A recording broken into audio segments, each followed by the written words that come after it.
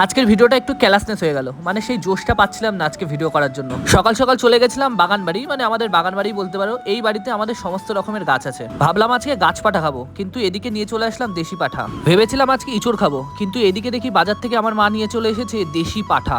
তাহলে আর কি, দুপুরবেলা আজকে আর গাছ পাঠা নয়, দেশি পাঠা দিয়ে আজকে জমিয়ে খাওয়া দাওয়া হবে। কিন্তু ওই যে বললাম, যেহেতু আজকে ভিডিও করার কোনো মুডই ছিল না, তারপরে চলে আসলো তো বৃষ্টি। তাড়াতাড়ি স্নানটা করে নিলাম, করে নিয়ে তখন বাজে 2:30। তখন দেখি আমার মা মাংসটা কষাচ্ছে। তাহলে কখন খাবো সেটা তোমরা একটু বলো। এদিকে দেখি আমার মা একজনকে জ্ঞান দিচ্ছে, আমার সাগর কিছু খেতেই চায় না। কিন্তু এটা তো একদম ভুল কথা, আমি যা পাই সবকিছু খাই। তারপর আবার কি, বৃষ্টি তো কেমন হচ্ছিল তোমরা তো সবাই জানো।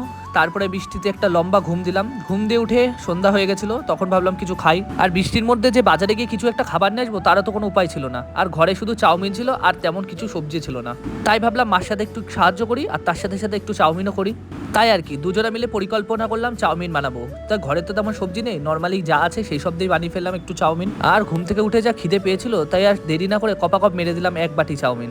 আমার না এই চাউমিনটা খেলে কেমন স্কুলের কথা মনে পড়ে। আগে যখন আমি ছোট ছিলাম, বেশিরভাগ দিনই কিন্তু আমি এরকম নর্মাল চাউমিন নিয়ে যেতাম। আমার তো মাঝে মধ্যে এরকম নর্মাল চাউমিন খেতে ভালো লাগে, একটু সবজি হলে ভালো হতো, কিন্তু চলো ঠিক আছে।